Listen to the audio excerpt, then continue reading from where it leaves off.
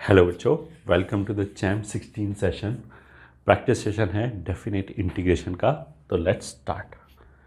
First question, the value of 0 to pi mod cos cube x, 0 से लेके pi तक mod cos x का whole cube d x ये निकालना है। तो 0 से 2a वाली प्रॉपर्टी लगाएंगे। अगर पाई माइनस एक्स मैंने चेक किया कोई फ़र्क नहीं पड़ेगा क्योंकि मॉड की वजह से वो ख़त्म हो जाएगा। तो इसको दो नीचे उतार सकते हैं, तो 0 से पाई बाई 2 लिख सकते हैं। अब जब 0 से पाई बाई 2 लिख दिया है तो फिर मॉड लगाने की ज़रूरत नहीं है, उसमें तो कॉस पॉजिटिव रहेगा, तो cos cube x d x लिख लिया। 0 से पाई बाई 2 साइन या कॉस की कोई भी पावर हो तो उसके लिए हमने बोला था कि ये याद रखो आई एन माइनस 2, ठीक है। और इसमें हम एक चीज़ और याद रख सकते हैं कि आई जीरो तो हो जाएगा पाई बाई 2, क्योंकि ये दो से घट रहा है। तो अगर ऑड पावर होगा तो वो घट घट के आई वन तक पहुंचेगा, और अगर इवन पावर होगा तो वो रिड्यूस हो के आई नॉट तक पहुंचेगा। आई नॉट का वैल्यू पाई बाई 2 है, आई वन का वैल्यू 1 है। तो this is 2 into I three लिखा है, तो 2 इंटू आई थ्री को लिखेंगे 3 टू आई वन, और आई वन का वैल्यू 1 है। तो आंसर कितना हो जाएगा 4/3, मतलब पहले का आंसर कितना हो गया B. Easy question. Next question पे चलते हैं। Let f be a differentiable function R to R such that mod of f x minus f y is less than equals to 2 mod x minus y raise to power 3/2 for all x comma y belonging to R. तो f x minus f y upon x minus y का mod, एक mod x minus y से divide कर दिया, 2 mod x minus y की power half. अब इसमें हमने क्या किया, इसमें लिख लिया limit y is turning towards x. अगर ऐसे लिखेंगे तो ये बेसिकली हमारा एफ डैश एक्स बन जाएगा, उसी का डेफिनेशन है f x minus f a upon x minus a type आ गया। Is less than equals to, अगर एक्स वाई को जा रहा है तो ये तो कोई इंडिटरमिनेट फॉर्म नहीं, ये तो सीधा सीधा जीरो हो गया। Mod of something less than और इक्वल्स टू जीरो में लेस देन जीरो हो नहीं सकता, तो उसका मतलब क्या है कि एफ एक्स का मॉड जीरो होना चाहिए, वहाँ से सॉरी एफ डैश एक्स का मॉड जीरो होना चाहिए, उसका मतलब क्या है एफ डैश एक्स जीरो होना चाहिए, मतलब एफ एक्स कॉन्स्टेंट फंक्शन है। तो एफ एक्स अगर कॉन्स्टेंट फंक्शन है तो f x is equals to f zero is equals to 1 आ गया। अब जो इसने इंटीग्रेशन पूछा है 0 से 1 तक का एफ स्क्वायर एक्स, तो एफ स्क्वायर एक्स तो 1 हो गया, आंसर कितना हो जाएगा 1। That means option is D. तो pretty easy question. Second question, अब हम आते हैं थर्ड क्वेश्चन पे। उसमें बोला है 0 से लेके पाई बाई 3 तक tan थीटा अपॉन √2 के सेक थीटा। तो 1 अपॉन √2 के कांस्टेंट है वो, तो root sec theta d theta.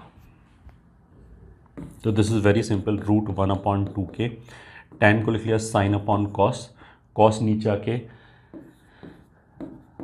सेक से कैंसिल हो जाएगा, तो ये आ जाएगा sine upon root cos d theta. अब ये अगर एफ है तो ये एफ डैश है माइनस साइन के साथ, तो इसको एफ और इसको एफ डैश मान के इंटीग्रेट कर लिया, इसको एक्स मान के इंटीग्रेट कर लेंगे, तो एक तो माइनस आ जाएगा, 1 अपॉन रूट एक्स का इंटीग्रेशन होता है 2 रूट एक्स, तो कॉस एक्स ये आ जाएगा अपॉन √2 के फ्रॉम 0 से पाई बाई 3।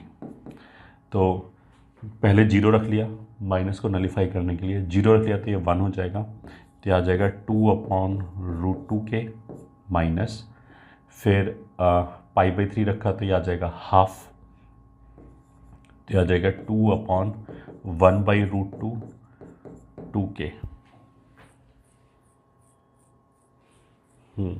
तो √2 और ये के कैंसिल हो जाएगा, और यहाँ से आ जाएगा √2/के माइनस 1 अपॉन रूट के।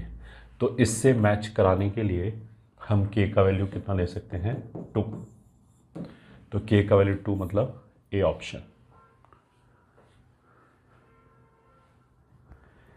Yes, A will be the answer.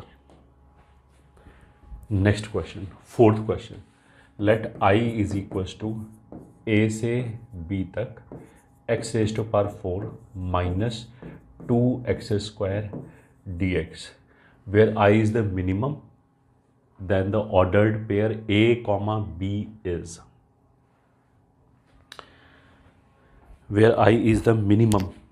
अब देखो इसको हम ऐसे बोल सकते हैं, ये जो फंक्शन है जिसको हम इंटीग्रेट कर रहे हैं उसमें से अगर मैंने एक्स स्क्वायर कॉमन लिया तो आ जाएगा एक्स स्क्वायर माइनस 2, तो ये रिपीटेड रूट 0 हो गया और एक रूट हो गया √2 और दूसरा रूट हो गया -√2। ठीक है, अब देखो अगर हमें मिनिमम वैल्यू लेना है, मिनिमम वैल्यू लेना है तो उसका मतलब क्या है कि जितना एरिया बिलो एक्स एक्सेस होगा उतना ही अच्छा है। तो -√2 से अगर मैं √2 तक इंटीग्रेट करूं तो ये जो बिलो एक्स एक्सेस वाला एरिया है ये मैक्सिमम एरिया आ जाएगा, तो मिनिमम पॉसिबल वैल्यू आ जाएगी। तो ए और बी का वैल्यू हो जाएगा, ए से बी तक है, हाँ, तो -√2 से √2, मतलब डी ऑप्शन हो गया, सिंपली डी ऑप्शन हो गया। वैसे देखो अगर ये क्वेश्चन मान लिया, ये तो ऑप्शंस के हिसाब से हमने आंसर दिया कि आउट ऑफ दीज 4 यही मिनिमम पॉसिबल वैल्यू देगा।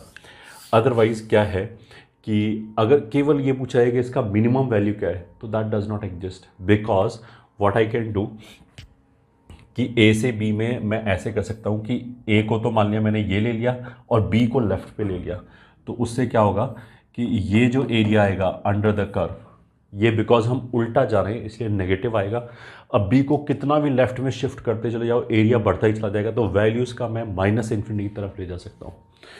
तो ये एब्सोल्यूट मिनिमम वैल्यू नहीं है।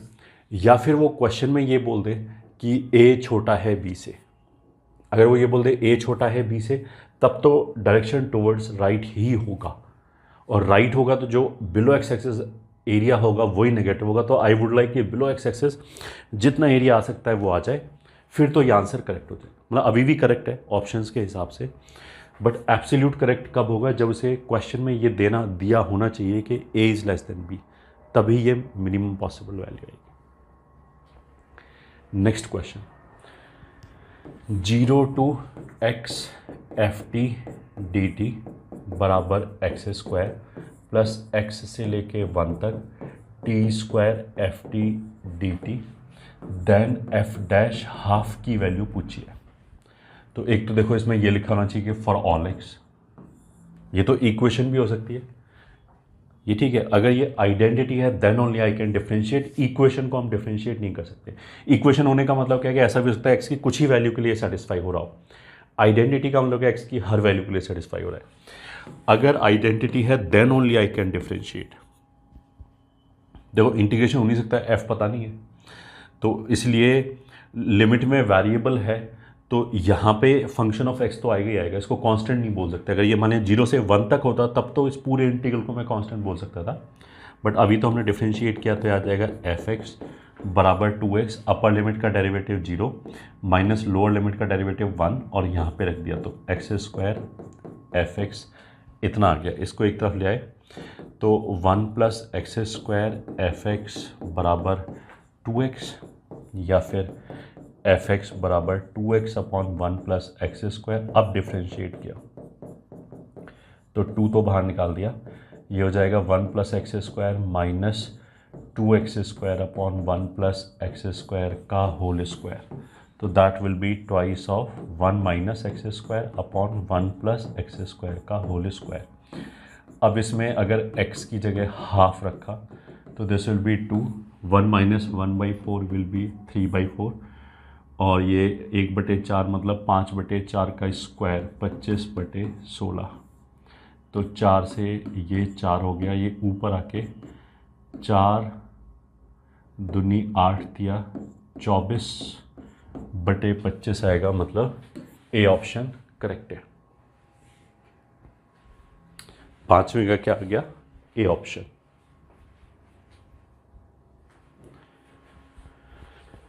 नेक्स्ट क्वेश्चन की तरफ चलते हैं।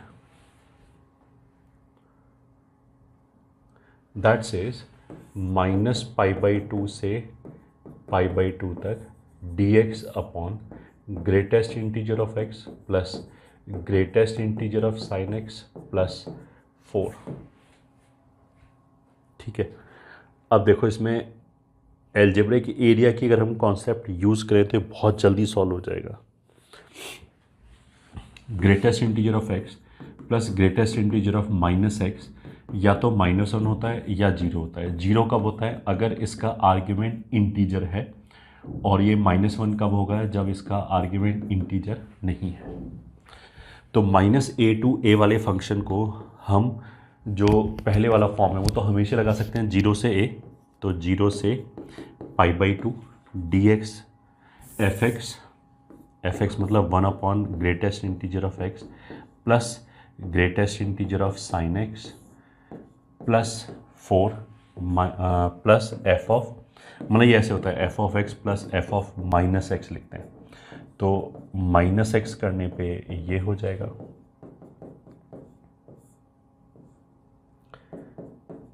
Plus 4 into dx।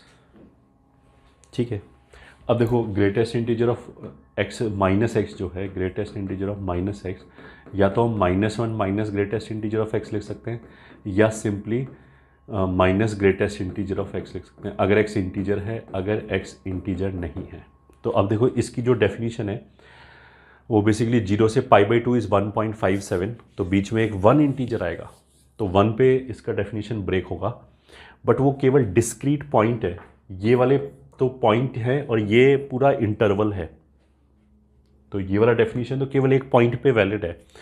उस पॉइंट पे भी अगर मैं इसकी बजाय यही ले लूँ, मतलब अभी तो क्या होगा, ग्राफ कुछ ऐसे बनना होगा कि मान लिया ये वैल्यू आ रही है और एक पॉइंट पे वैल्यू ये आ रही है, तो अगर हम एरिया की बात करें, इस पॉइंट को भी मैं अगर यहीं ले लूँ तो एरिया पे ऑफकोर्स कोई फ़र्क नहीं पड़ेगा। तो कैलकुलेशन कम करने के लिए, मतलब एक तो ऑफकोर्स ऐसे कर ही सकते हैं कि हम इसको इंटीजर्स पे ब्रेक कर लें कि ये x के जो वैल्यू इंटीजर आएगा वो 1 आएगा केवल, तो 1 पे ब्रेक करने से भी काम हो जाएगा। और साइन x तो 0 से π/2 के बीच में कभी इंटीजर होगा ही नहीं, 0 पे और π/2 पे होगा तो वो तो एंड पॉइंट से उनको हम छोड़ सकते हैं। But what I am trying to explain कि हम इसको यही डेफिनेशन मान सकते हैं हर जगह, क्योंकि एरिया पे कोई फ़र्क नहीं पड़ेगा, एक पॉइंट ऊपर नीचे होगा तो हमारा कैलकुलेशन बेसिकली फास्ट हो जाएगा अगर मेरे को ये वाली कॉन्सेप्ट क्लियर है तो ये हो जाएगा 1 upon greatest integer of x greatest integer of sine x plus 4 plus यहाँ पे आ जाएगा 1 अपॉन, इसको मानेंगे -1 माइनस बाहर, तो ये -1 और ये भी -1, तो -1 कितना हो जाएगा -2, ये ऐसे आ जाएगा minus greatest integer of sine x dx। ठीक है, अब देखो 0 से π/2 के बीच में साइन x फ्रैक्शन रहेगा, तो इसको 0 कर सकते हैं, इसको भी 0 कर सकते हैं। π/2 पे 1 होगा, अगेन वही बात, एक पॉइंट पे वैल्यू 1 है, उससे कोई फ़र्क नहीं पड़ता एलजेब्रिक एरिया पे, तो इसलिए हमने छोड़ दिया। अब 0 से π/2 के बीच में 1 आएगा तो ये अपना वैल्यू चेंज करेगा, तो इसलिए अगर मैंने लिखा 0 से 1 तक, तब तक तो ये भी 0 हो गया, तो ये हो गया 1/4 प्लस 1/2 dx प्लस 1 से लेके π/2 तक ग्रेटेस्ट इंटीजर ऑफ x का वैल्यू 1 हो जाएगा, तो 1 प्लस 4 5 हो गया और ये हो जाएगा 1 dx।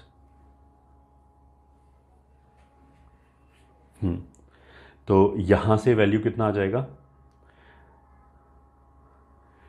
3/4 इंटू 1, ये तो कांस्टेंट का इंटीग्रेशन तो 1 ही हो जाएगा, और ये हो जाएगा 6/5 इंटू π/2 प्लस 6/5 इंटू π/2 माइनस 1, तो ये हमारा नेट आंसर हो गया।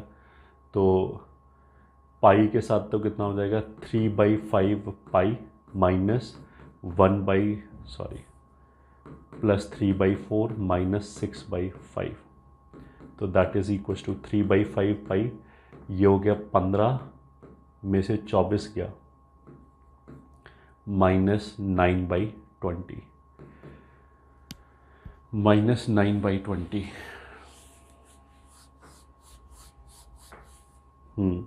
ठीक है, अब इसमें से 20, 10, 12 ये सब बाहर निकाल रखा है, तो हम 20 बाहर निकाल लेते हैं, तो 1/20 अगर बाहर निकाला तो ये हो जाएगा, अच्छा 3 भी बाहर आ जाएगा, तो ये हो जाएगा 4π - 3, 3/20, 4π - 3 मतलब सी ऑप्शन हो गया। तो मतलब समझाने में टाइम लगा है, अगर हमें कॉन्सेप्ट क्लियर है कि एल्जेब्रिक एरिया देता है तो फिर काफ़ी फास्ट हो जाएगा फिर भी। Next question, the value of the integral -2 to 2 sin square x upon greatest integer of x upon pi plus half dx। ये भी एग्जैक्टली इसी कॉन्सेप्ट पे आधारित है, 0 से π/2 sin square x greatest integer of x upon pi plus half plus sine square x की जगह -x रख दिया, दिस प्लस हाफ। अगेन 0 और 2 के बीच में तो फिर अगेन एक ही इंटीजर आएगा, एक इंटीजर नहीं, जो अंदर जो चीज़ लिखे वो इंटीजर होना चाहिए। तो x अपॉन पाई इंटीजर कब होगा, जब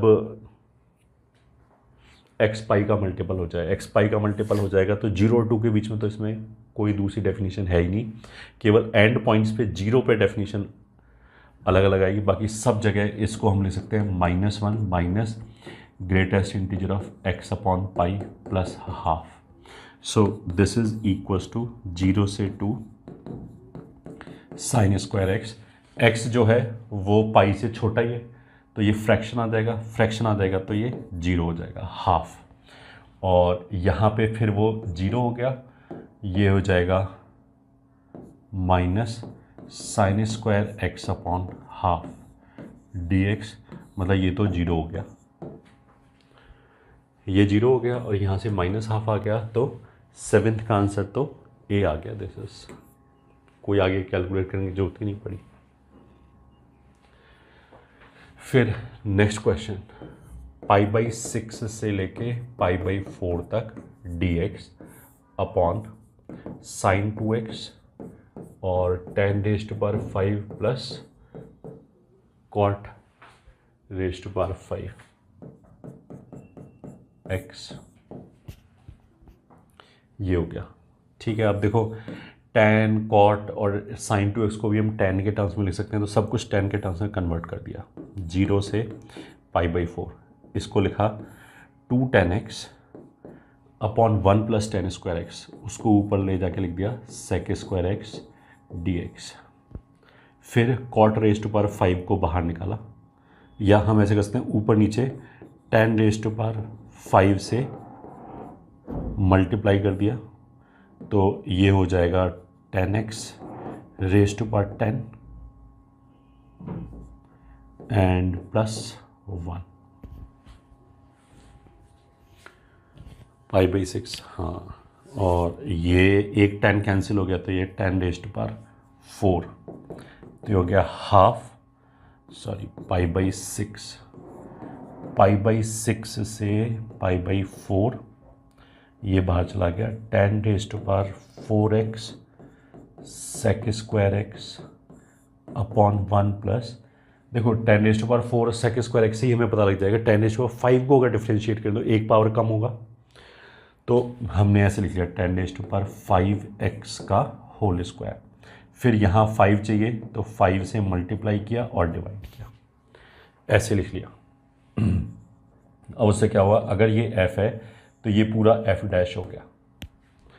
यही हमने बोला था कि अगर ये शॉर्टकट मारोगे तो तुम्हें एग्ज़ाम में बहुत अच्छा फील होगा कि यार उतना टाइम नहीं लग रहा। तो जो हमने f' वाली चीज़ बोली थी वो काफ़ी कारगर है, कि अगर ये f है और f' dx के साथ है तो उसको छोड़ दो, इसको x मान के इंटीग्रेट कर लो, तो 1/1 प्लस x² का इंटीग्रेशन हो जाएगा tan−1x, तो वो हो जाएगा tan x⁵, और बाहर 1/10 लिखा है, और ये हो जाएगा π/6 से लेके π/4 तक, तो दैट इज़ 1/10, tan π/4 1 होता है, तो ये पूरा π/4 ही रहेगा। π/6 जो होगा ये हो जाएगा tan−1, π/6 मतलब 1/√3, तो 1/9√3 अंदर बचेगा, तो 1/10 π/4 माइनस tan−1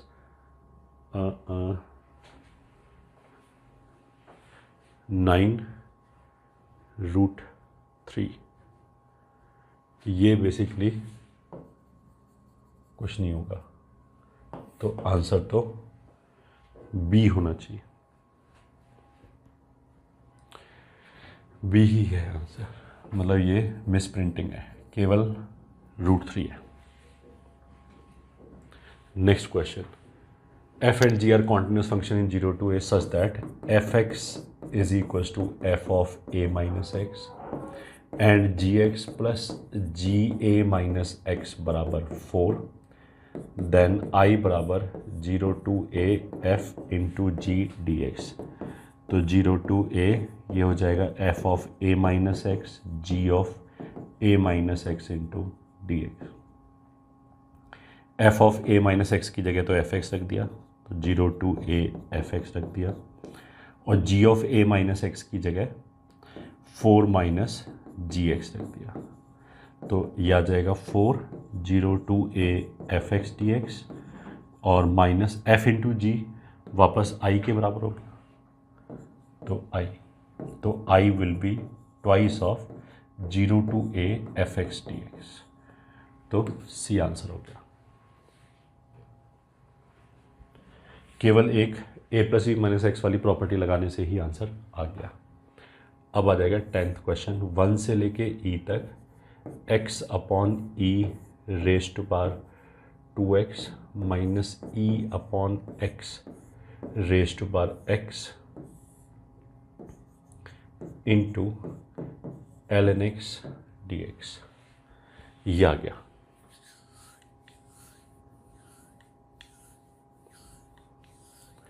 अब देखो, इस तरह के क्वेश्चन में यूजली आंसर तो सब दिख ही रहा है, जो एक्सप्रेशन है वो कुछ किसी चीज़ का परफेक्ट डेरिवेटिव टाइप बनना चाहिए। ठीक है, तो हम इसको इस तरीके से करके देख सकते हैं कि किसी चीज़ का एग्जैक्ट डेरिवेटिव बन जाए। एक तो हम ये भी कर सकते हैं, दूसरा हम इस तरह की चीज़ भी सोच सकते हैं कि जैसे अगर दो इंटीग्रल हैं x upon e 2 raise to power x this और माइनस ये दूसरे वाला जो दे रखा है, तो हम इस तरह की चीज़ भी कर सकते हैं कि एक इंटीग्रल को तो छोड़ दिया, दूसरे इंटीग्रल के ऊपर बाई पार्ट्स लगाया, और बाई पार्ट्स लगाने के बाद हो सकता है कि जो इंटीग्रल जनरेट हो सेकेंड, उससे जो हमने इंटीग्रल छोड़ दिया वो आपस में कैंसिल हो जाए। तो उस वाले केस में मेरे को f और f डैश जैसी चीज़ आइडेंटिफाई करनी पड़ती है। तो अब देखो, ऐसे क्वेश्चन में हम क्या करेंगे, ऐसे क्वेश्चन में हम देखो x upon e whole raise to power x, पहले हमने इसको डिफ्रेंशिएट करके देखा कि कुछ हमें हिंट लग रहा है या नहीं लग रहा है। अगर इसको मैंने डिफ्रेंशिएट किया तो ये ऐसे आ जाएगा, पहले इसको एक बार x raise to power n की तरह डिफ्रेंशिएट कर लिया, तो n times x raise to power n minus 1, और x raise to power n में x अपॉन ई को डिफ्रेंशिएट करेंगे तो 1 अपॉन ई और आ गया, फिर a raise to power x की तरह, तो plus a raise to power x का डेरिवेटिव हो जाएगा a raise to power x into ln a raise to power x में a raise to power x, और फिर x वेरिएबल ये है तो 1 ऐसे आ गया। अब ये देखो x अपॉन ई हो गया, तो दिस इज x अपॉन ई की पावर पूरा x हो गया, और अंदर कितना बचेगा 1 प्लस ये पूरा बाहर निकल गया ln x अपॉन ई। अब ये जो ln x अपॉन ई है, this is basically ln x minus ln e, तो ln e 1 होता है वो इससे कैंसिल हो गया, तो ये हो जाएगा x upon e raise to power x into ln x, ये हो गया। ठीक है, अब अगर तुम ध्यान से देखो, x अपॉन ई का जो रेज टू पावर x का डेरिवेटिव है वही टर्म खुद आया है और एक ln x आया है। तो अगर मैं केवल पहले टर्म को देखूं इन दोनों को, तो इसको मैं ऐसे लिख सकता हूँ 1 से लेके e तक x upon e raise to power x into x upon e raise to power x into ln x। एक मिनट के लिए ऐसे लिखा, तो उससे क्या हो गया कि अगर ये f है तो ये पूरा f डैश हो गया, उसका मतलब है कि ये इंडिविजुअली ही इंटीग्रेट हो गया। अगर देखो ये इंडिविजुअली इंटीग्रेट हुआ है तो पक्की बात है कि ये भी इंडिविजुअली इंटीग्रेट हो जाएगा, ये भी पक्का इंडिविजुअली इंटीग्रेट हो जाएगा। तो अब इसको भी डिफ्रेंशिएट करके देख लिया। अगर e by x raise to power x को डिफ्रेंशिएट किया तो x times e by x raise to power n की तरह डिफ्रेंशिएट करें n माइनस वन इंटू इसको डिफ्रेंशिएट करेंगे तो minus e upon x square, ये आ जाएगा। फिर plus a raise to power x की तरह, तो a raise to power x into l n a और into a raise to power x में इसका डेरिवेटिव 1 हो गया। अब देखो ये x से ये x चला गया, एक e अपॉन एक्स बच गया माइनस के साथ, तो माइनस या e by x raise to power x, इसको अगर मैंने कॉमन ले लिया तो 1 minus 1 plus l n e upon x, ये बच गया। एल एन ई फिर 1 हो गया, तो this is equals to e by x raise to power x into l n x with minus sine. तो मतलब ये पूरा विद माइनस साइन, पूरे का पूरा इसी का डेरिवेटिव है। ठीक है, तो एक तो हमने इसको अलग कर दिया, प्लस 1 से लेके ई तक minus e by x raise to power x l n x d x. तो पहला तो ये क्या हो जाएगा, अगर ये f है और ये f डैश है तो f डैश को dx के साथ छोड़ दिया, इसका इंटीग्रेशन f स्क्वायर बाई 2, तो यह आ जाएगा हाफ ऑफ x अपॉन ई की पावर 2x 1 से लेके e तक। और दूसरे वाला तो हमने क्या बोला, e upon x raise to power x का सीधा सीधा डेरिवेटिव है, तो 1 से लेके e तक। ये आंसर आ गया, बस अब रखा, e रखोगे तो e 1 हो गया, तो ये तो 1 हो गया, 1 रखा x की जगह, तो ये 1 अपॉन ई की पावर 2 ये हो गया, प्लस इसमें e रखा तो हाँ e अपॉन ई 1 हो गया, तो ये 1 हो जाएगा, और 1 रखा तो माइनस 1 अपॉन माइनस ई, इतना हो जाएगा। तो मतलब एक प्लस का हाफ आएगा, नहीं ये हाफ और 1 प्लस का 3/2 आएगा, एक माइनस ही आएगा और एक ही आएगा, तो डी आंसर आ रहा है 3/2, एक माइनस ई, बिल्कुल, तो डी आंसर होगा। तो इस तरीके का क्वेश्चन कहीं डरावना है, मतलब specially variable raise to variable, तो उसी टर्म को लेकर डिफरेंशिएट करके देख लो, अपने आप पता लग जाएगा।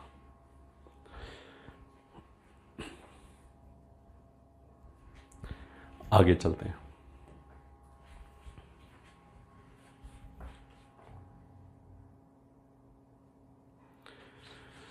नेक्स्ट क्वेश्चन है 0 to 1 x cot inverse 1 minus x square plus x raise to power 4 dx। देखो सबसे पहले तो इसमें हमें क्या चमकना चाहिए कि ये सब कुछ एक्स स्क्वायर के टर्म्स में लिखा है और ये x लिखा है, तो पहले तो हम क्या करते हैं, एक्स स्क्वायर को t रखते हैं, तो 2x dx will be dt by 2। x की जगह 0 रखा तो t की जगह 0 आएगा, x की जगह 1 रखा तो t की जगह 1 आएगा, x dx हो जाएगा dt बाई 2, और ये हो जाएगा cot inverse 1 minus t plus t square, थोड़ा सिंप्लीफाइड हो गया। So this is equals to half of 0 से 1 के बीच में you can see 1 minus t positive होगा, टी स्क्वायर पॉजिटिव होगा, तो आर्ग्यूमेंट पूरा पॉजिटिव है। अगर ये आर्ग्यूमेंट पॉजिटिव है तो इसको हम tan इनवर्स के टर्म्स में लिख सकते हैं, 1 upon 1 minus t plus t square d t, that is equals to half of 0 to 1 tan inverse. अब देखो न्यूमरेटर में हमने लिख लिया t प्लस 1 माइनस टी, और डिनोमिनेटर में हो गया 1 minus t into 1 minus t d t, तो दिस इज हाफ ऑफ 0 से 1 tan इनवर्स t हो गया एक तो, plus 0 to 1 tan inverse 1 minus t d T, half पूरे में से बाहर है। अब इसमें अगर हमने a plus b minus x लगाया तो ये वापस यही बन जाएगा, ये हो जाएगा 0 से 1 tan inverse T d t, तो हाफ हाफ मिलके पूरा 1 हो गया, मतलब ये पूरा टर्म 0 से 1 tan inverse T d T के बराबर हो गया। अब इसमें बाई पार्ट लगा दिया, तो that will be t into tan inverse t as it is between 0 to 1 minus t into tan inverse का derivative 1 plus t square d t 0 to 1, तो दैट इज़ इक्वल्स टू, इसमें 1 रखेंगे तो π/4 आ गया, 0 रखा तो 0 आ गया, माइनस 1 प्लस टी स्क्वायर का डेरिवेटिव 2t होगा, तो ऊपर 2t क्रिएट कर लिया, 2 से नीचे मल्टीप्लाई किया, ऊपर मल्टीप्लाई किया, ऊपर जो मल्टीप्लाई किया वो dt के साथ छोड़ दिया, अब ये x की तरह ट्रीट होगा, तो ln 1 plus t square 0 to 1, so this is π/4 minus half, 1 रखा तो ln 2, 0 रखा तो ये, बस यही आंसर हो गया। तो π/4 minus half ln 2, A answer हो गया। तो 11th का आंसर कितना हो गया? A. Next 12th question, that is -3π/4 से 5π/4 तक cos x plus sine x upon 1 plus e rest पर x माइनस π/4 dx, ये हमारा आई है। कोई भी इस तरह का क्वेश्चन हो तो उसमें सबसे पहले तो हम क्या प्रॉपर्टी लगा के देखेंगे, a plus v minus x, तो दिस प्लस दिस कितना हो जाएगा, 2π/4 मतलब π/2, तो x की जगह π/2 माइनस एक्स रख दिया, तो ये जो cos x है ये sin x बन जाएगा, sin x जो है वो cos x बन जाएगा, अपॉन 1 प्लस ई रेस्ट पर x की जगह रख दिया π/2 माइनस एक्स माइनस π/4 dx। तो यहाँ से यहाँ तक जाते समय हमने क्या किया है, a plus v minus x की प्रॉपर्टी लगाई है। अब इसमें क्या है, π/2 में से π/4 घटाओगे तो यही आ जाएगा पूरा, बस माइनस के साथ। तो ये तो कुछ ऐसे हो गया कि अगर ये अल्फ़ा है तो ये ई रेस्ट पर माइनस अल्फ़ा टाइप हो गया। तो चलो पहले तो लिख लेते हैं, 3π/4 5π/4 sine x plus cos x upon 1 plus ये हो जाएगा ई रेस्ट पर माइनस एक्स माइनस π/4 dx। तो इसको ले सकते हैं -π/4 से -3π/4 से 5π/4 x minus π/4 upon e rest पर x minus π/4 plus 1 cos x plus sine x into dx। अब अगर हमने इन दोनों को ऐड कर दिया तो कितना हो जाएगा, 2i इज इक्वल्स टू, अगर इन दोनों को जोड़ दिया तो cos प्लस साइन तो कॉमन हो गया, यहाँ से आ जाएगा 1 प्लस ई रेस्ट पर इतना और डिनोमिनेटर में इतना, मतलब 1 प्लस ई रेस्ट पर इतना चला जाएगा, -3π/4 से 5π/4 तक sign x plus cos x, यही बचेगा dx। तो उसका इंटीग्रेशन हो गया,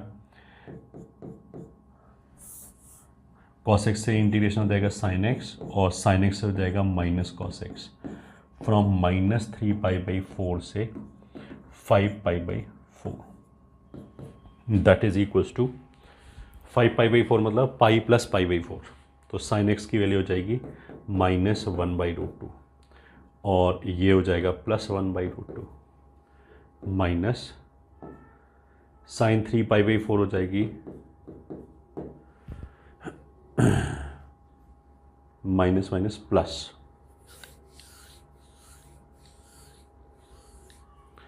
और ये हो जाएगा -1/√2। तो आंसर कितना आ रहा है, ये तो सारी कैंसिल हो गया, 0, तो that is correct, D is द करेक्ट आंसर। 12th question. अब आते हैं 13th क्वेश्चन में, which says limit x is tending towards 0, 0 से लेके x square T square cos x raised पर कॉस टी रेस्ट पर 5 dt अपॉन डिनोमिनेटर में ये लिख लिया x³ x minus sign x. तो अगर x 0 को जाएगा तो ये इंटीग्रल 0 से 0 तक का 0 को जाएगा, और ये भी दिखा है तो 0/0 का फॉर्म हो गया, ठीक है, 0/0 का फॉर्म हो गया, तो LHU लगा सकते हैं, न्यूमरेटर और डिनोमिनेटर को डिफ्रेंशिएट कर सकते हैं। बट डिफ्रेंशिएट करने से पहले हम थोड़ा सा इसमें मैनिपुलेशन कर सकते हैं ताकि हमारा थोड़ा जल्दी हो जाए। इस sin x के ऊपर मैंने क्या किया, एक्सपेंशन लगा दिया, x minus x cube by 6। तो ये x तो कैंसिल हो गया, माइनस माइनस प्लस हो गया और एक्स क्यूब बाई 6 आ गया। तो यहाँ पे डिनोमिनेटर में 6 को बाहर ले गए, limit x is turning towards 0, 0 से लेके x square T square cos 5t dt upon 3 और 3 6 हो जाएगा, एक्स रेज़ टू पावर 6। ठीक है, अगर तुम चाहो तो देखो एक्स स्क्वायर को भी एक्स रख सकते हैं, तो ये एक्स हो जाएगा, ये एक्स क्यूब हो जाएगा, वो भी चलेगा, बट चलो कोई बात नहीं। अब इसमें LHU लगाया तो अपर लिमिट का डेरिवेटिव 2x और फिर एक्स स्क्वायर रख दिया पूरा। तो अगर हमने एक्स स्क्वायर रख दिया तो एक्स स्क्वायर का square will be x raise to power 4 and cos x square की पावर 5, नीचे आ जाएगा 6 एक्स रेज़ टू पावर 5। तो ये 6 और ये 6 कैंसिल, 4 और 1 ये 5 कैंसिल, ये 1 को जाएगा, तो आंसर कितना हो गया 2। मतलब C is the correct answer. 13 का आंसर कितना हो गया, C। नेक्स्ट क्वेश्चन, उसमें लिखा है let u is equals to 0 to pi by 2 cos 2 pi by 3 sine square x dx। ठीक है, and v is equals to 0 to pi by 2 cos pi by 3 sine x dx। अब इसमें एक u और v को आपस में relation निकालना है, मतलब रिलेटिंग इंटीग्रल वाला क्वेश्चन हो गया। तो अब इसमें हमें क्या करना चाहिए, पाई बाई 3 है और ये 2 साइन स्क्वायर है और यहाँ पे कॉस और साइन एक्स है, मतलब ये तो हम इसमें पकड़ेंगे क्या चीज़ कि ये साइन का लीनियर है और यहाँ क्वाड्रेटिक है, तो इस क्वाड्रेटिक को हटाना पड़ेगा मेरे को, तभी कुछ होगा। तो कोई बात नहीं, हमने यहीं से चालू कर दिया, 0 से लेके पाई बाई 2 तक कॉस पाई बाई 3 ऐसे ही रहने दिया। 2 साइन स्क्वायर एक्स को हम लिख सकते हैं 1 minus cos 2x into d x, ये लिखा।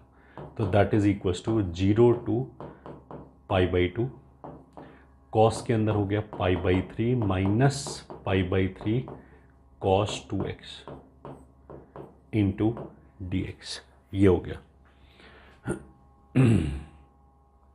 सो this is equals to 0 to pi by 2, open कर दिया, कॉस पाई बाई 3 हाफ होता है into cos pi by 3 cos 2x dx plus 0 से पाई बाई 2 तक साइन पाई बाई 3 √3/2 हो गया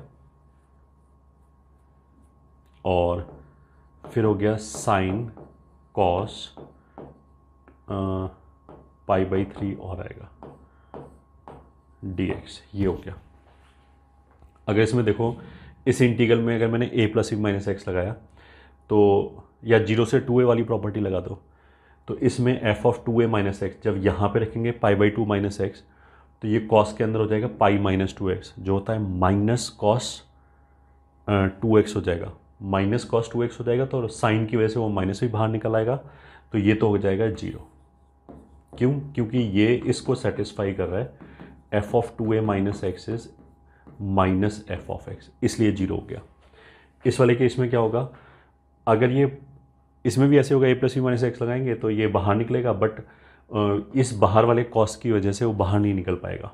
तो इसमें तो हमने 0 से 2a वाली प्रॉपर्टी लगा दी, 0 से a मतलब हमने कौन सा प्रॉपर्टी लगाया, 0 से 2a F x d x को I can write down 0 to a f x plus f of 2a minus x d x, ये वाली प्रॉपर्टी लगाई। तो हाफ तो हमने बाहर छोड़ दिया, cos pi by 3 cos 2x dx। अब इस वाले केस में क्या है कि f of 2a minus x F x के बराबर है, तो आंसर जस्ट डबल हो जाएगा। इसके लिए f of 2a minus x F x के बराबर है, तो इसलिए ये आंसर आ गया। अब इसमें मैंने क्या किया, 2x की जगह t रख दिया, ये 2 कैंसिल, तो dx will be D T by two, limit हो जाएगा डबल। लिमिट से भी हिंट रख जाना चाहिए अगर मैं कुछ से रिलेट करना है, तो cos pi by three sine x जैसी चीज़ आनी चाहिए, तो ये 0 से पाई बाई टू होना चाहिए लिमिट, और ये 0 से पाई बाई फोर है, तो मेरे को लिमिट डबल करना है। और ये भी हिंट दे देगा, यहाँ 2x है और यहाँ x है, तो 2x को हटा के मेरे को x लेना है, ये भी हिंट दे देगा। तो कितना हो जाएगा, cos pi by three cos x and dx will be half dt। ये हो गया। अब इसके ऊपर मगर मैंने a plus b minus x लगाया, तो 0 से लेके पाई बाई टू तक cos pi by three cos pi by two minus x sine x हो जाएगा। तो अब ये एग्जैक्ट हमारा, मतलब अगर t लिखोगे तो चलो ये t हो गया, ये t हो गया, dt हो गया। तो अब हमारा ये v हो गया, तो this is v by two. मतलब हमारा रिलेशन कितना है, v बराबर 2u। तो v बराबर 2u का मतलब क्या है, 14th का आंसर a हो गया। आगे चलते हैं। Value of the integral 0 to pi by three ln 1 plus root three ten x d x. कोई बात नहीं, 0 से pi by three a plus b minus x लगा दिया, या इसको ऐसे ही बोलते हैं 0 टू पाई बाई सिक्स किया, और 0 से 2a वाली प्रॉपर्टी लगा दी, f of x 1 plus root three ten x plus f of 2a minus x, तो 1 plus root three ten pi by three minus x d x. ये हो गया। तो अगर हम इसको सिंप्लीफाई करेंगे, ये हो जाएगा 1 plus root three ten pi by three will be root three minus ten x upon 1 plus root three ten x. ये हो जाएगा। अगर इसका एलसीएम लिया तो ये हो जाएगा 1 plus root three ten x और प्लस ये हो जाएगा 3 और माइनस ये हो जाएगा रूट थ्री टेन एक्स। तो इसमें ये दोनों कैंसिल हो गया। डिनोमिनेटर में 1 plus root three ten x हो गया, ऊपर कितना हो जाएगा 4। So this is 0 to pi by six. ln a plus ln b में ये 1 प्लस रूट थ्री एक्स और 1 plus root three x cancel हो जाएगा, केवल ln 4 बचेगा dx। तो आंसर हो जाएगा हमारा पाई बाई सिक्स ln 4 या फिर पाई बाई थ्री ln 2। तो पाई बाई थ्री ln 2 मतलब ए option. A option will be the answer. Next question में चलते हैं। That is i is equals to half से लेके root three by two ln e raise to power cos x into d sine x. अच्छा, अगर कुछ भी नहीं बोल रखा है तो ये जो लिमिट्स होता है ये इंटीग्रेटिंग वेरिएबल की वैल्यू होता है। इंटीग्रेटिंग वेरिएबल मतलब डी साइन एक्स लिखा है तो साइन एक्स की वैल्यूज़ हैं, एक्स की वैल्यूज़ नहीं है। तो एक तो देखो इसने ये बता रखा है कि x 0 से पाई बाई टू तक है, तो एक तो हम ऐसे भी कर सकते हैं, इस डी साइन एक्स को बाहर निकाल दिया, इससे पाई बाई सिक्स से लेके पाई बाई थ्री तक, मतलब हमने डिफरेंशियल एलिमेंट जो है वो x ही बना लिया अपने आप। तो ये डी साइन एक्स का डेरिवेटिव कितना हो जाएगा, कॉस एक्स डी एक्स। तो अगर ये डी एक्स हो गया तो इसीलिए ये हमने x की वैल्यूज़ लिख दी, और ये ln e तो चला जाएगा, ये केवल कितना बचेगा कॉस एक्स। तो ये अल्टीमेटली कॉस स्क्वायर एक्स हो गया। तो पाई बाई सिक्स से पाई बाई थ्री तक कॉस स्क्वायर एक्स को लिख सकते हैं 1 plus cos two x by two D x. तो इंटीग्रेशन हो जाएगा x by two plus sign to x by four from pi by six से पाई बाई थ्री। तो रख दिया, पाई बाई थ्री रखा, पाई बाई 12 आ जाएगा यहाँ पे इसकी वजह से। इसमें पाई बाई थ्री रखा तो plus 1 by four, pi by three रखा तो 2 पाई बाई थ्री तो रूट थ्री बाई टू ही होगा, और पाई बाई सिक्स रखने पे पाई बाई थ्री भी रूट थ्री बाई टू हो जाएगा। तो ये 0 हो गया, आंसर पाई बाई 12। तो 16 का आंसर भी हमारा कितना आएगा, ए। नेक्स्ट चलते हैं 17th पे। A function f x satisfies f x is equals to sine x plus 0 से लेके x तक f dash t 2 sine t minus sine square t d t. अब ये डिटर्मिनेशन ऑफ फंक्शन का क्वेश्चन हो गया। फिर उसने बोला कि एफ एक्स क्या है। तो एफ एक्स एक इंटीग्रल एक्सप्रेशन में डिफाइन कर रखा है, जिसमें लिमिट्स में वेरिएबल है और अंदर जो है वहाँ एक्स नहीं है। तो हम लिमिट्स में वेरिएबल तो मतलब इसको कांस्टेंट तो बोल नहीं सकते, तो इसलिए अब हमने डिफरेंशिएट कर दिया इंटीग्रल से छुटकारा पाने के लिए। तो ये हो जाएगा cos x plus upper limit का डेरिवेटिव हो जाएगा 1, फिर t की जगह x रख दिया, तो ये हो जाएगा f dash x 2 sine x minus sine square x। ये हो गया। तो सारे f डैश x को अगर हम लेफ़्ट पे ले आएँ तो ये हो जाएगा cos x डिवाइडेड बाई, इसको अगर इधर ले जाएंगे तो यहाँ से एक तो आ जाएगा 1 और plus sine square x plus 2 sine x. तो ये तो हो गया cos x upon 1 plus sine का होल स्क्वायर। अब अगर इंटीग्रेट किया तो आ जाएगा f x is equals to 1 plus sine का डेरिवेटिव cos ऊपर है, तो अगर नीचे ऊपर एफ डैश है तो उसको dx के साथ छोड़ दिया, x मान के इंटीग्रेट कर लिया, तो इसका इंटीग्रेशन हो जाएगा 1 plus sine x plus arbitrary constant c। अब देखो आर्बिट्रेरी कांस्टेंट निकालने के लिए हमने इसमें क्या किया, x की जगह 0 रखा, तो x बराबर 0 रखने पे साइन 0 0, 0 से 0 तक का इंटीग्रेशन 0, मतलब f0 0 के बराबर है, वो यहाँ पे यूज़ कर लिया। f0 अगर 0 है तो x की जगह 0 रखने पे ये 0 हो जाएगा, ये 0 हो जाएगा, ये -1 हो गया, तो c बराबर 1 हो जाएगा। तो फाइनल आंसर ये आ जाएगा f x is equals to 1 minus 1 upon 1 plus sine x, तो sine x upon 1 plus sine x, ये आ जाएगा integration sine x upon 1 plus sine x. अब हमने गड़बड़ क्या किया, 2 साइन एक्स को जब इधर लेके आए तो ये माइनस हो जाएगा, तो फिर ये माइनस हो जाएगा, माइनस हो जाएगा तो फिर ये प्लस हो जाएगा,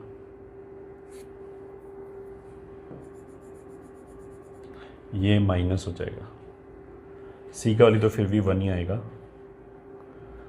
तो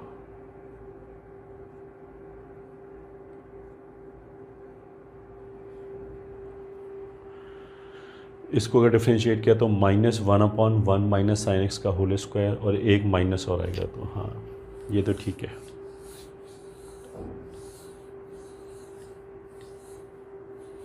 x की जगह 0 रखा, नहीं तो c का वैल्यू -1 आएगा, तो -1 प्लस और ये माइनस हो गया, तो sine x upon 1 minus sign x हो गया, मतलब b आंसर आएगा। बिल्कुल 17 का आंसर कितना आएगा, b।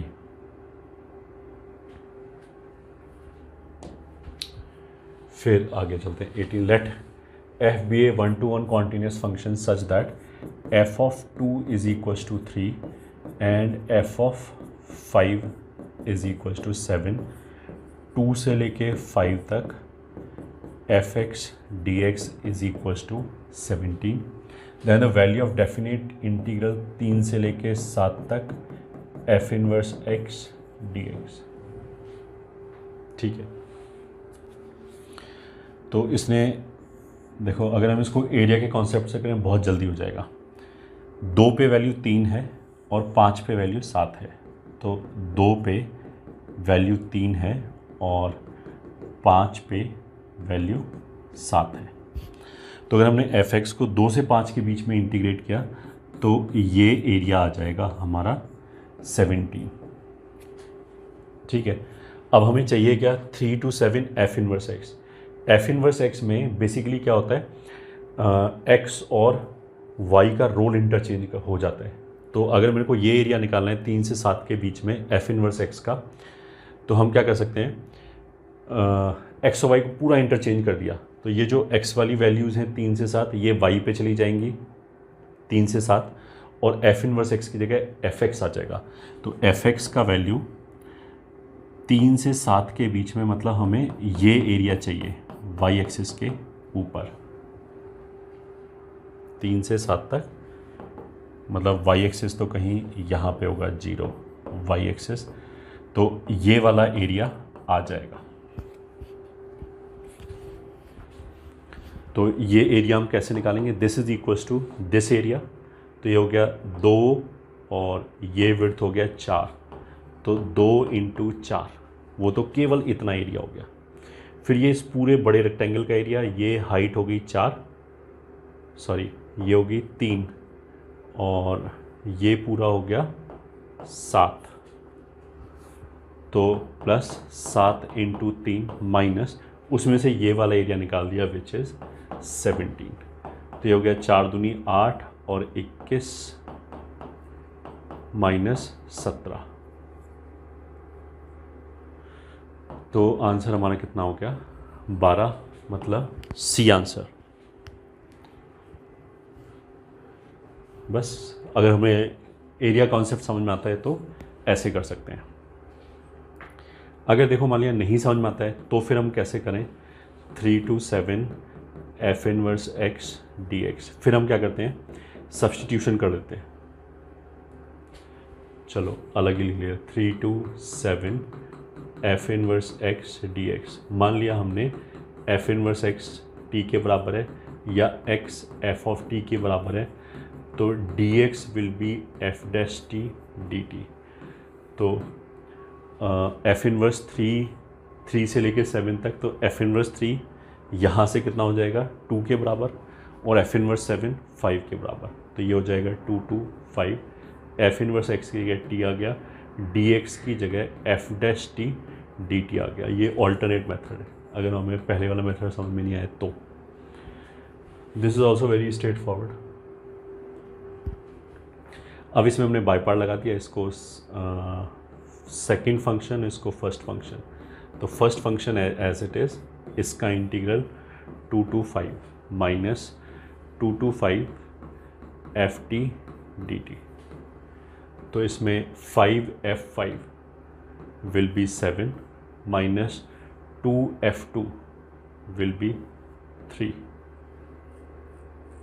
माइनस 2 से लेके 5 तक f का इंटीग्रेशन, 2 से लेके 5 तक f का इंटीग्रेशन 17 दे रखा है, तो ये हो जाएगा 17, तो ये हो गया 35 माइनस 6 माइनस 17, तो ये हो गया 23 मतलब 12। ये हमारा ऑल्टरनेट मेथड हो गया, ऐसे भी आंसर निकाल सकते हैं। नेक्स्ट क्वेश्चन की तरफ चलते हैं, and that says f x is equals to 0 to x dt upon root 1 plus t cube and g x is inverse of f x. तो then which of the following holds good, g double dash okay. तो ये तो ऐसे लिखा हुआ है y is equals to 0 से लेके x तक dt upon root 1 plus t cube. इसमें अगर हम x और y को इंटरचेंज कर दें तो x इज इक्वल्स टू 0 से लेके y मतलब जी एक्स हो गया dt upon root 1 plus t cube. अब किया इसको डिफ्रेंशिएट, तो इसका डेरिवेटिव हो गया 1 बराबर g का डेरिवेटिव हो गया g डैश एक्स इंटू इसमें t की जगह जी एक्स रख दिया, तो ये हो जाएगा रूट 1 प्लस जी एक्स का होल क्यूब, ये हो गया। तो रूट ओवर 1 प्लस जी क्यूब बराबर जी डैश।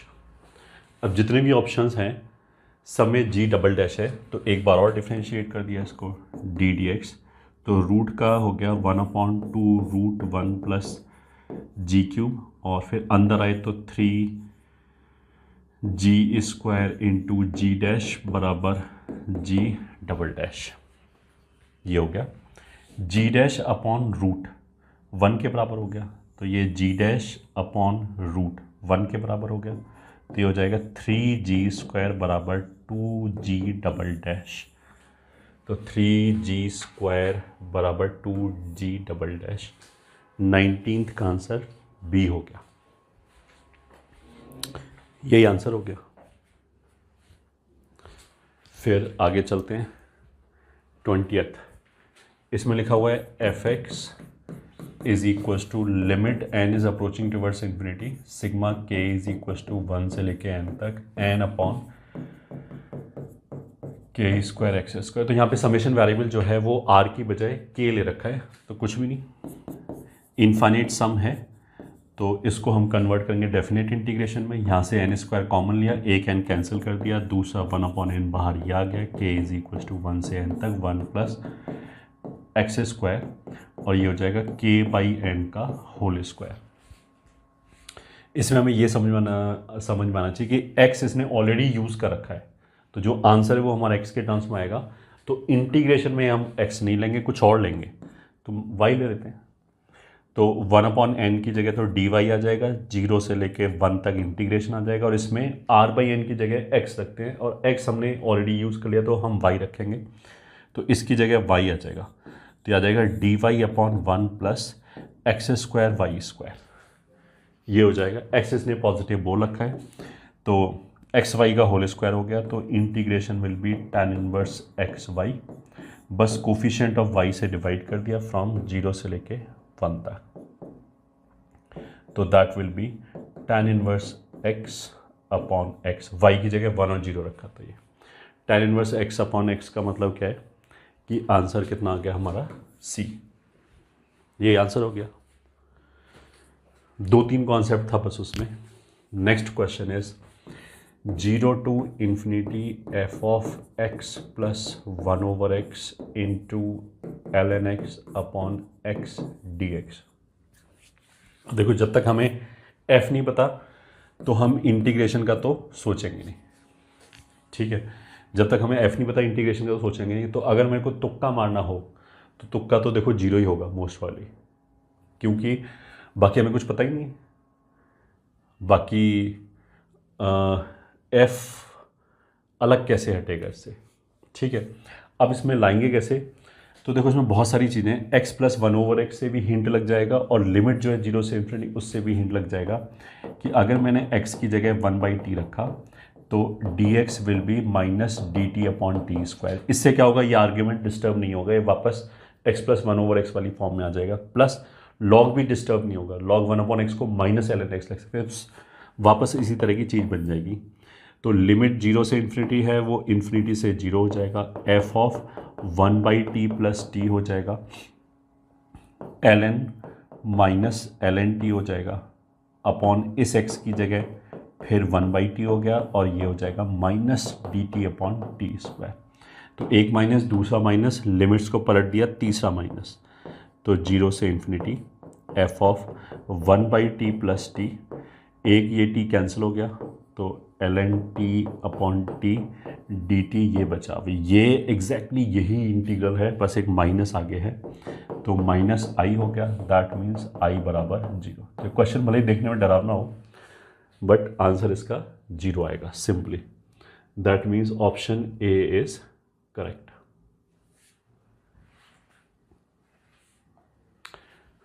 अगले क्वेश्चन पे चलते हैं। Next is the value of the integral 0 से लेके π/2 तक रूट 10x dx। तो इसमें 0 से 2a वाली प्रॉपर्टी लगाते हैं, π/4 f ऑफ x हो जाएगा root 10x plus f of 2a minus x वो हो जाएगा रूट cot x dx। ये हमारा fx का काम कर रहा है, ये f of 2a minus x का काम कर रहा है, 2a π/2 है। So this is equals to 0 से π/4 साइन कॉस में कन्वर्ट कर लिया, तो ये हो जाएगा sine plus cos upon root sine cos. अब ये साइन 2x हो जाएगा, और साइन 2x को हम साइन प्लस कॉस का भी स्क्वायर बना सकते हैं, साइन माइनस कॉस का भी स्क्वायर बना सकते हैं। ना यहाँ पे ऊपर जो साइन प्लस कॉस है वो बेसिकली साइन माइनस कॉस का डेरिवेटिव है, तो डिनोमिनेटर में हमने साइन माइनस कॉस का बनाया, तो साइन माइनस कॉस का बनाएंगे तो आ जाएगा 1 माइनस साइन माइनस कॉस का होल स्क्वायर और रूट 2 ऊपर। अब देखो ये sign square plus cos square 1 होगा, वो इससे कैंसिल हो गया, 2 साइन कॉस होगा, रूट टू कैंसिल हो जाएगा, तो ये आ गया dx। अगर ये f है तो ये f डैश हो गया, तो f को x मान के इंटीग्रेट कर सकते हैं, तो वो आ जाएगा sine inverse sine minus cos from 0 से π/4।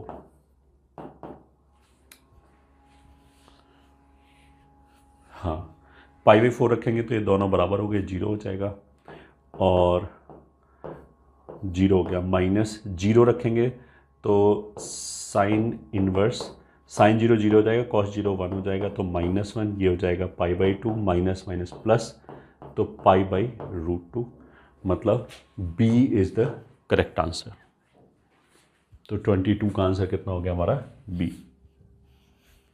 23, this is 0 to 1, product R is equal to 1 से लेके n तक x प्लस R, और ये हो गया sigma 1/x plus k is equal to 1 से लेके n तक dx। ये देखो इस तरह की चीज़ हो गई, बड़ा ही सिंपल है, ये तो सीधा सीधा डेरिवेटिव लिखा हुआ है। किस चीज़ का डेरिवेटिव लिखा हुआ है? 0 से लेके 1 तक dx of product x plus r is equal to 1 से लेके n तक, इसका प्रोडक्ट का डेरिवेटिव लिखा हुआ है।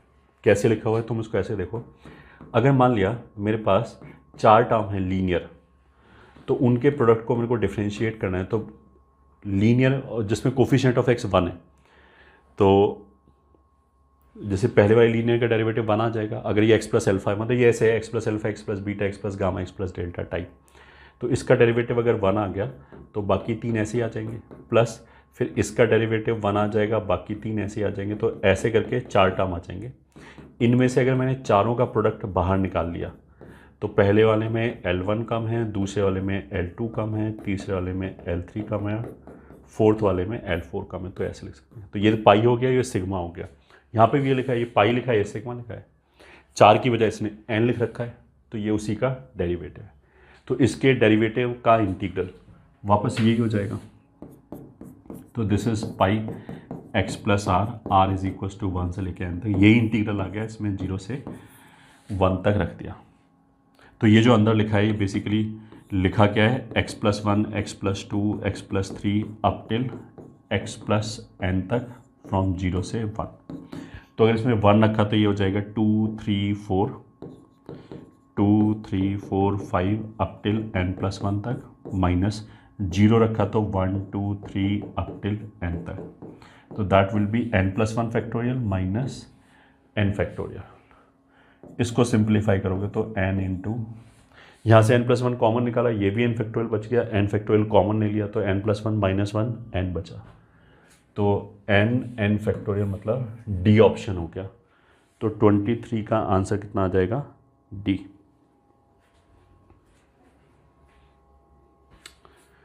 24th में J is equal to 0 to infinity ln x upon 1 plus x cube dx and k is equal to 0 to infinity x ln x upon 1 plus x cube dx।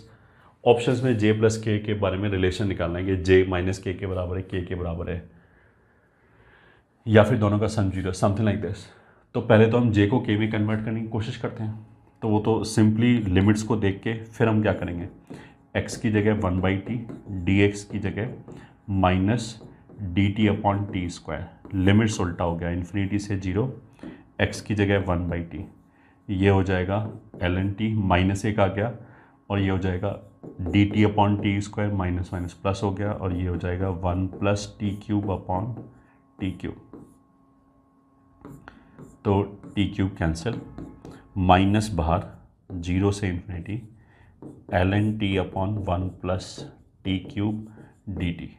अब ये exactly यही लिखा है, तो ये माइनस j हो गया, that means j plus के इज 0, तो A इज द करेक्ट आंसर। नेक्स्ट क्वेश्चन,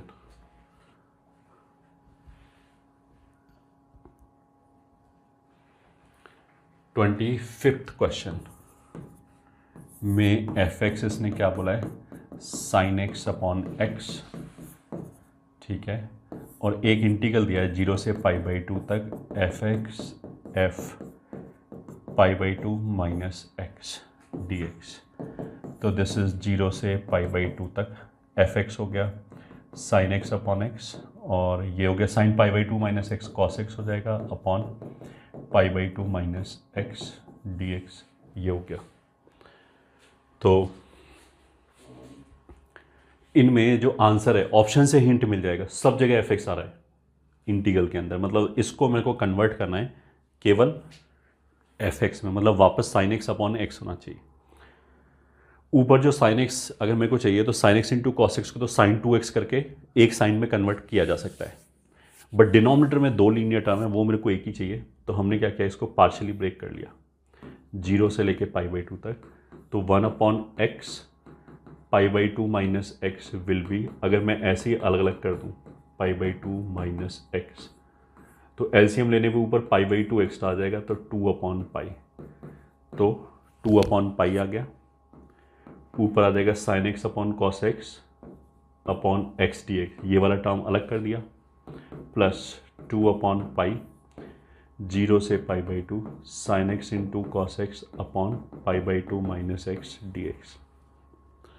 अगर इसमें हमने a plus b minus x लगाया तो साइन और कॉस तो आपस में इंटरचेंज हो जाएगा, नीचे एक्स आ जाएगा, मतलब यही आ जाएगा, तो ये इसी में कन्वर्ट हो गया।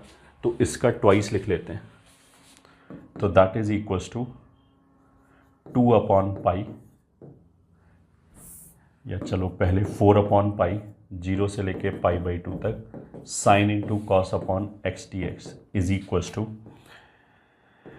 2 अपॉन पाई 0 से π/2 तक sine 2x upon x d x. इसमें हमने क्या किया, 2x की जगह t रख दिया, तो 2dx विल बी dt। तो लिमिट डबल हो जाएगा 0 से लेके पाई, साइन t हो जाएगा 2dx 1 अपॉन पाई ऐसे लिखा है, 2dx dt हो जाएगा, और x जो है वो t/2 हो जाएगा। तो ये हो गया, तो 2 अपॉन पाई 0 से पाई, तो 2 अपॉन पाई 0 से पाई, और ये एफ एक्स डी एक्स है, ये basically F t d T लिखा है जिसको एफ एक्स डी एक्स लिख सकते हैं। तो ए आंसर हो गया। तो 25 का आंसर हमारा कितना हो गया, ए। 26th क्वेश्चन पे आते हैं। 26 में क्या रखा है, sine inverse x1 plus cos inverse y1। ये π/2 नहीं होगा क्योंकि अलग अलग वेरिएबल है, x1 है और ये y1 है, बट 6 टर्म है। 6 टर्म है तो देखो मतलब 6 वेरिएबल है, 6 अननोन हो गए, और एक ही इक्वेशन तो बाउंड्री पे सेटिस्फाई हो रहा होगा। तुम तो सीधा सीधा मैक्सिमम वैल्यू निकालो, इसमें जो हर टर्म है उसकी वैल्यू मैक्सिमम पाई हो सकती है। तो 6 टर्म है तो 6 पाई हो गया, इसकी हर टर्म की मैक्सिमम वैल्यू π/2 हो सकती है, और 6 टर्म है तो 6 इंटू π/2 मतलब 3 पाई, और ये 9 पाई ही लिखा है। तो उसका मतलब सब कुछ मैक्सिमम होना चाहिए, सब कुछ मैक्सिमम होना चाहिए, मतलब इसका वैल्यू सारे x के लिए π/2 ही होना चाहिए, उसका मतलब सारे x का वैल्यू। तो x1 बराबर x2 बराबर x6 तक 1 हो गए, एंड y1 इन सब का वैल्यू π/2 चाहिए, सॉरी इन सब का वैल्यू पाई चाहिए मैक्सिमम वैल्यू, वो कब आएगा, कॉस इनवर्स -1 पाई होता है। तो y1 बराबर y2 बराबर y6 सब -1 होने चाहिए, तभी लेफ्ट हैंड साइड का मैक्सिमम पॉसिबल वैल्यू 9 पाई होगा जो राइट हैंड साइड के बराबर है। अब इंटीग्रल पे आ जाते हैं। इंटीग्रल में इसने क्या बोला कि xi का वैल्यू 1 से 6 तक, तो xi का वैल्यू 1 से 6 तक मतलब 6 हो गया, और अपर लिमिट yi का वैल्यू -6 हो गया, x ln 1 plus x square, और e raise to power x upon 1 plus e raise to power 2x dx। This is 6 to -6 x ln 1 plus x square. इसी रेज टू पावर x को अगर नीचे ले जाओ तो ये ऐसे आ जाएगा, -a to a दिखाई दे तो हमारे दिमाग में सबसे पहले कौन सी प्रॉपर्टी आनी चाहिए, -a to a वाली। अब ये क्लियर कट दिखाई दे रहा है कि फंक्शन ऑड है, x की जगह -x रखेंगे, इस पर कोई फर्क नहीं पड़ेगा, ये पलट जाएगा, सीधा कर दिया। एक्स स्क्वायर पे कोई फर्क नहीं पड़ेगा, मतलब लॉग ऐसे आ जाएगा, इसकी वजह से माइनस बाहर आ जाएगा, तो आंसर कितना हो जाएगा 0। ये ठीक है, बिकॉज ऑड फंक्शन है। 0 ए आंसर हो गया। ये हो गया हमारा 26। अब आ जाते हैं 27 पे, जिसमें 0 से लेके a तक √a - x upon a + x dx। तो ऑफकोर्स हम x की जगह क्या स्टैंडर्ड सब्सटीट्यूशन करेंगे, a cos थीटा, तो dx will be -a sin theta d theta. तो 0 रखने पे हो गया π/2, a रखने पे हो गया 0, रूट के अंदर a - a cos थीटा मतलब 1 - cos theta upon 1 + cos theta, और dx की जगह हो गया -a sin theta d theta. तो माइनस से लिमिट पलट लिया 0 से π/2, ऊपर हो जाएगा 2 sin² θ/2 और नीचे cos θ/2। इस sin थीटा को लिख लिया 2 sin θ/2 cos θ/2। तो ये दोनों कैंसिल और ये हो गया 1 - cos थीटा d थीटा। तो दिस इज a टाइम्स 1 का इंटीग्रेशन हो गया π/2 और cos थीटा का इंटीग्रेशन 0 से π/2 के बीच में 1 आएगा। तो यही आंसर आ गया, a टाइम्स π/2 - 1, तो D answer. This is 27। Next question 28। i is equals to -2 से 0 x³। ये कोई ग्रेटेस्ट इंटीजर नहीं है क्योंकि आगे कुछ लिखा ही नहीं है, तो x³ + 3x² + 3x। अब ये देखते ही हमें समझ में आ जाएगा कि +1 और -1 और कर लेते हैं, plus x + 1 cos x + 1 dx। तो उससे क्या होगा कि ये पूरा x + 1 का होल क्यूब बन गया। तो दिस इज -2 से 0 x + 1 का whole cube -1 plus x + 1 into cos x + 1 dx। अब इतने सारे x + 1 देख के ऑफकोर्स हमारे दिमाग में क्या आएगा कि पहले x + 1 को ठिकाने लगाते हैं, x + 1 को t बोल दिया, तो dx will become dt। Limits जो हो जाएंगी वो हो जाएंगी -1 से 1 और ये हो गया t³ -1 plus t cos t dt। तो जो आंसर है उसमें क्या होगा, ये ऑड फंक्शन हो गया, तो इसको अगर मैं अलग कर दूं तो इसका इंटीग्रल 0, ये भी ऑड फंक्शन, इसको भी अलग करते हैं, इसका भी इंटीग्रल 0, और -1 का इंटीग्रल आ जाएगा -2। तो -2 विल बी द आंसर, मतलब सी इज द आंसर। यही आंसर हो गया। Next question, i is equals to 0 से π/2 cos n sin n dx is equals to lambda times 0 से π/2 sin n, मतलब एक साइन में कन्वर्ट करना है। तो बहुत ईजी, ऑफ कोर्स इसी से शुरू किया 0 से π/2 और इसको लिख दिया sin 2x/2, तो मतलब 1/2 n आ गया होल n dx। अगर इसको इसी इंटीग्रल में कन्वर्ट करना है तो 2x की जगह t रख दिया, तो dx विल बी dt/2। तो लिमिट डबल हो जाएगा 0 से पाई, 1/2 n sin nt dt, ये हो गया। 0 से 2a वाला प्रॉपर्टी लगाएंगे, π/2 हो जाएगा, 2 नीचे उतर आएगा, तो दिस विल बिकम 1/2 n 0 से π/2 sin t n dt। अब ये साइन है 0 से π/2 लिमिट है, बिल्कुल है, x की ये t लिखा है, इससे कोई फर्क नहीं पड़ता, तो लैम्डा का वैल्यू यही हो गया। तो lambda is equal to 2 n मतलब c। तो c इज द correct answer. Next question 30th question में क्या लिखा है, in is equal to 0 to π/2 sin plus cos n dx, ठीक है। और फिर इसने क्या पूछा है, n in -2n-1 in-2, इसकी वैल्यू पूछी है।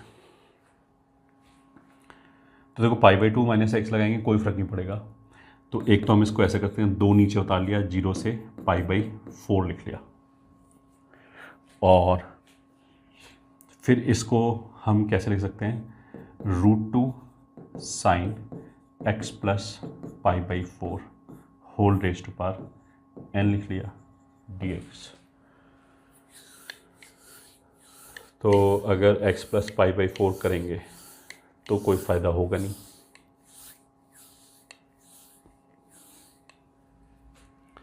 तो 2 रेज टू पावर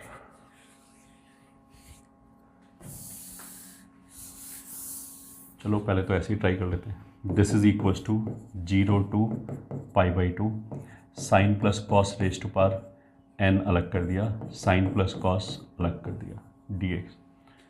ये in और ये in-2 है, तो हमने क्या किया, 2 बार बाई पर लगाया। ऑफ कोर्स ये सेकंड फंक्शन, ये फर्स्ट फंक्शन, तो this is equals to sine plus cos की पावर n-1 सेकंड फंक्शन का इंटीग्रेशन।